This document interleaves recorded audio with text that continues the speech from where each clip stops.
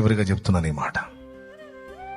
గతించిన గతాన్ని గురించి పదే పదే అనుకొని కొంతమంది అక్కడే కూర్చుంటారు.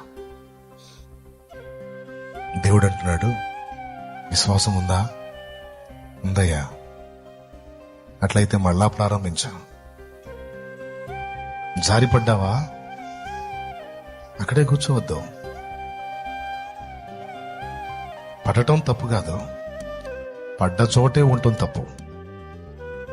పడటం తప్పు కాదు, అడుగు జారింది పడ్డావు, ఎటుగుడి పడ్డాను కదా ఇంక అక్కడే ఉందామని కూర్చున్నావు చూడు, అది తప్పు.